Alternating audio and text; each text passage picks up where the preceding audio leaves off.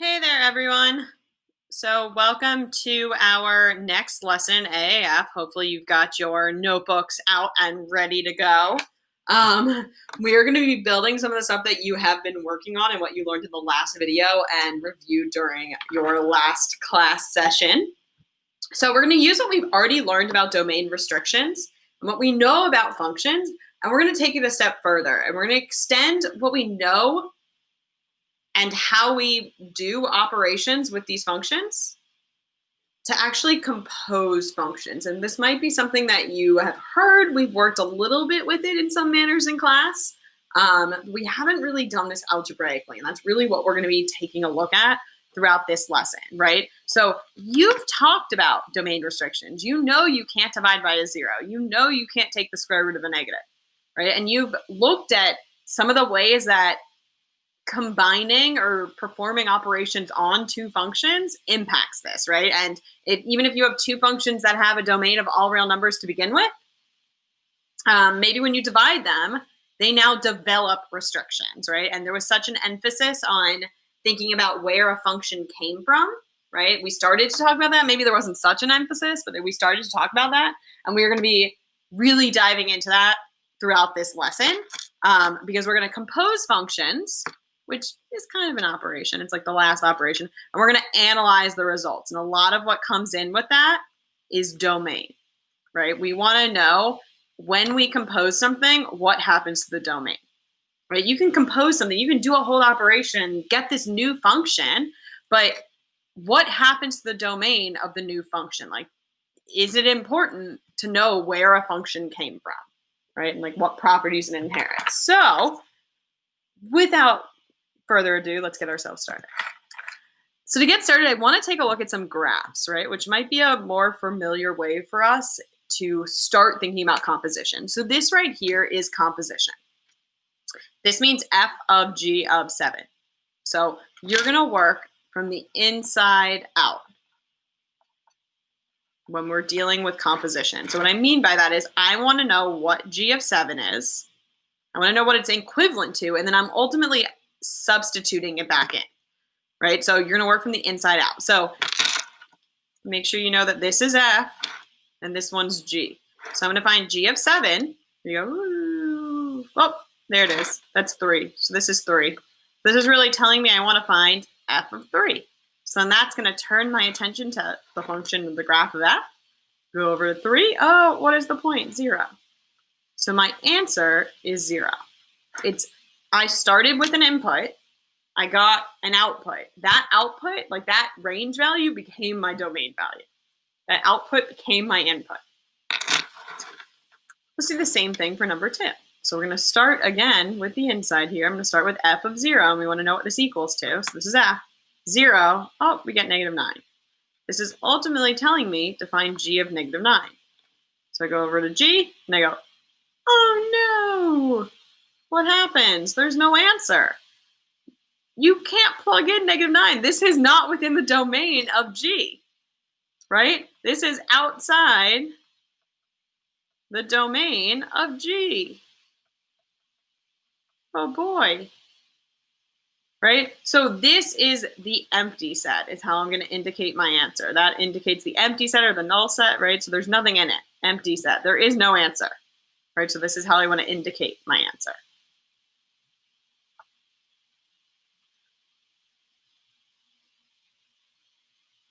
So let's really break down this idea of composition, right? So the operation, and that's in quotes because operation, like you've done addition, subtraction, multiplication, division, composition is a type of operation that we did with f and g. So this is the notation that you will see, and I really want to talk a little bit about this here. So f of g of x, this means I'm plugging in g of x to f everywhere I see x in the function f.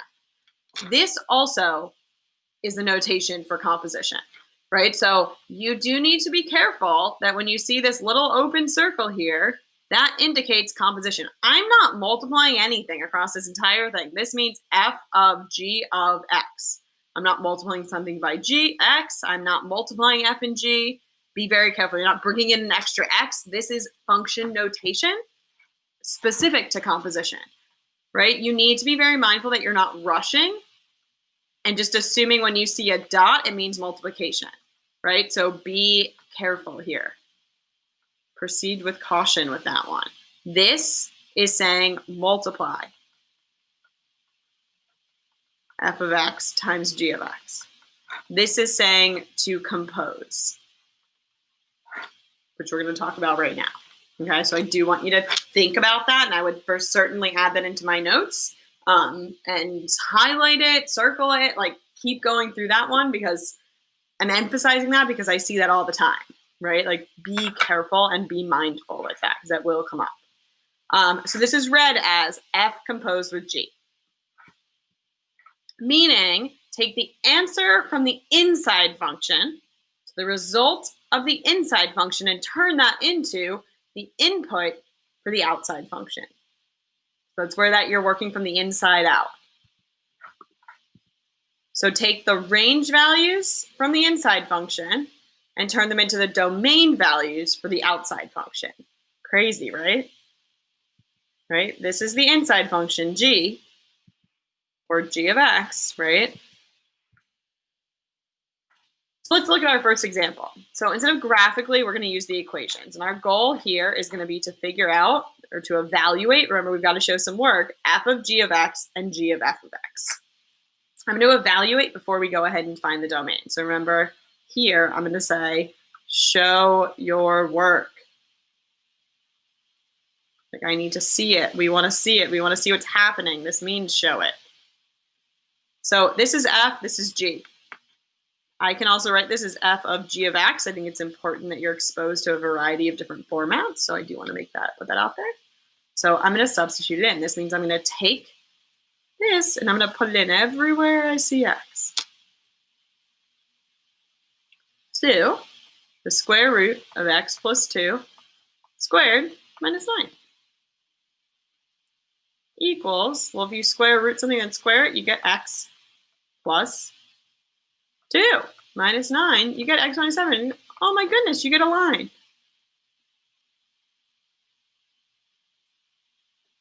Think about that for a minute. We're going to think about some of the things that I've said leading up to this very moment. We're going to do the second one, and then we're going to come back and talk about the domain. But I want you to really think about the domain here. G of f of x, right? G of f of x. So I'm going to be taking, let's use a new color actually. Let's use a nice magenta. I'm going to be taking this and substituting it into x over here. So the square root of x squared minus 9 plus 2. When we go to simplify that, we just get the square root of x squared minus 7.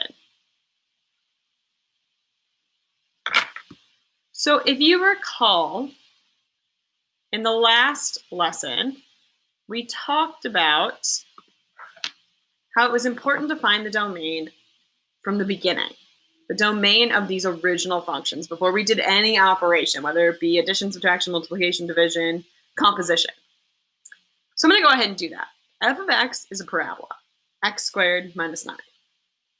So your domain is just going to be all real numbers. What about g of x? Right? We've talked about this. You can't take the square root of a negative. So the x has to be greater than or equal to negative 2.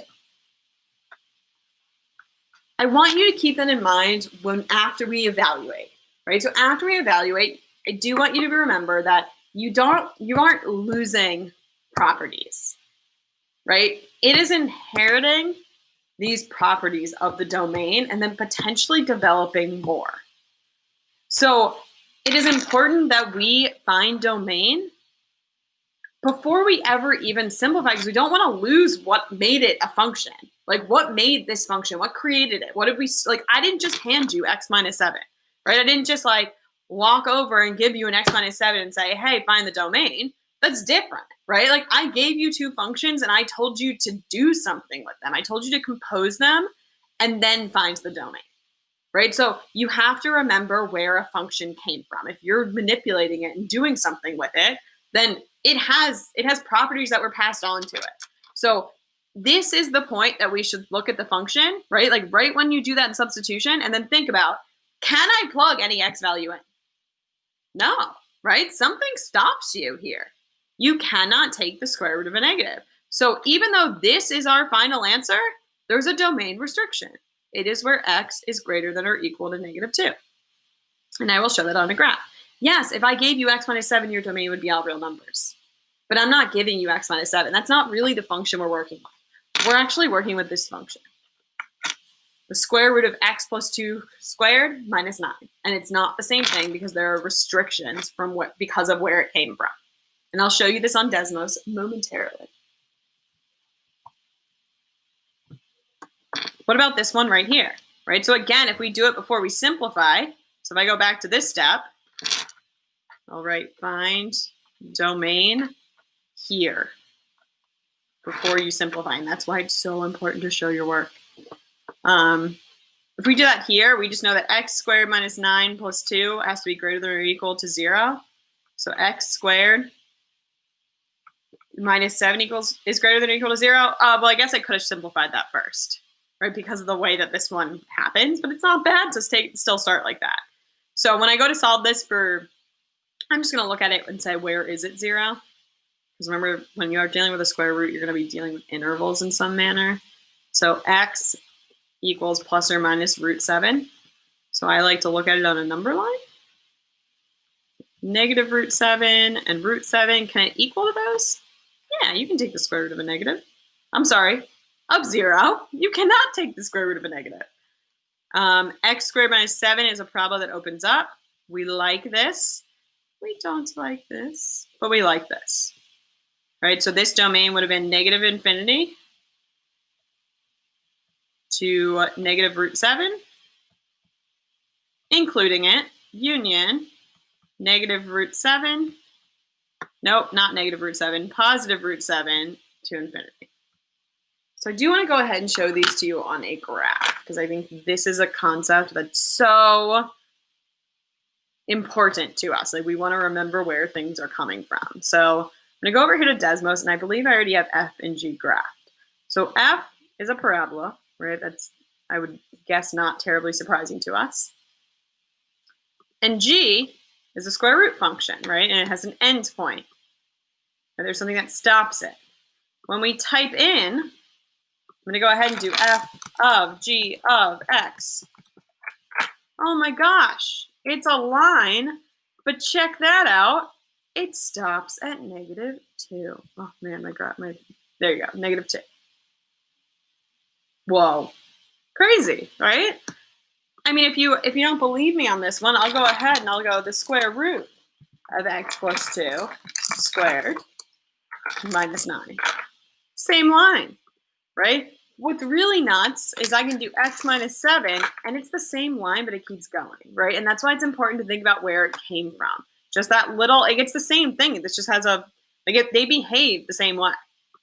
One of them just has a restriction because of where it came from. Like, its parent properties are really, really important. Desmos is also a great thing that I encourage you to use to check your work. I don't want you to rely on it, right? Like, the idea is we're doing algebraically, but it's amazingly helpful to help you to visually see what's happening, and I certainly encourage you to check it out. Okay, we're going to do another example. We did that one.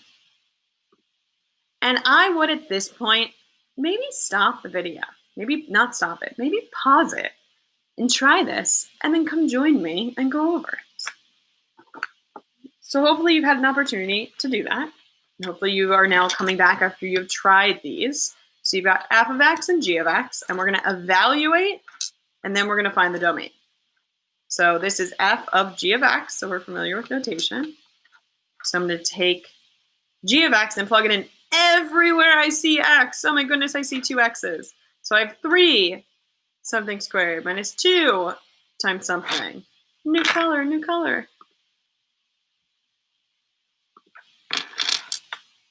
2x plus 5. 2x plus 5. And then I'll go ahead and simplify that. So I do want you to remember that when you're squaring something, that's 2x plus 5 times 2x plus 5. So 3 times 4x squared plus 20x plus 25 minus, remember you're distributing a negative 2 here, 4x minus 10. Let's see. 12x squared. 60 minus 4 is 56x. 3 times 25, 75 minus 10 is 65. So this is the composition of f of g of x. The domain, well, what was the domain of this one? All real numbers. What was the domain of this one? All real numbers. So this domain is also all real numbers, right? Like it didn't develop anything. If I go back to the original one before I simplified anything, there's nothing that I couldn't put in for x, right? There is no restriction, so my domain is just all real numbers, right? Where you need to be very mindful is when you have a domain of the original 2 that is not all real numbers, what happened to it, right? And like, did it develop any? Like, how did that carry over? G of f of x, g of f of x. So 2 times something plus 5. Well, that something is going to be 3x squared minus 2x. Distribute that 2. My computer's struggling.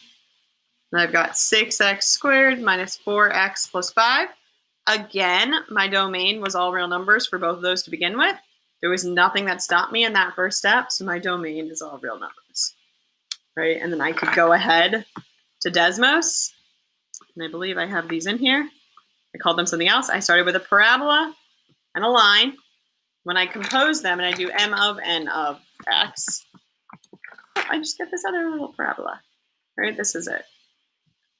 And then if I do it the other way, n of m of x, I get that one. So you can see the 2 that I get, and you can play around with it and see that the domain is all real numbers. There's no holes, there's no restrictions, there's no asymptotes, none of that stuff has developed.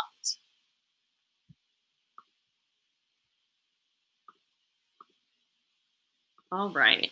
So through this was your introduction, right? This was the beginning of you really extending your understanding of domain restrictions and functions and function notation to begin to develop an understanding of composition of functions and to really analyze the results and see what happens.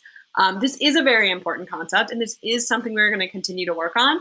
So I really would encourage you to use some of the extra practice resources and make sure that you're checking your own understanding and completing your required assignments as well. To come to class and be prepared to engage in a conversation about this and to ask questions about this and make sure that you are gaining clarity. Like, I don't need you to walk away an expert right now, right? This is your first introduction to this topic, many of you at least. And this is something that we're going to work with in class next time, and then you will have another video lesson on before we're really expecting you to really get it and just have a few lingering questions. So make sure that you're practicing, and if you need to go back and rewatch anything, go for it and use the extra practice to help you to begin to gain that understanding. Thank you guys for watching, and I will see you all next time.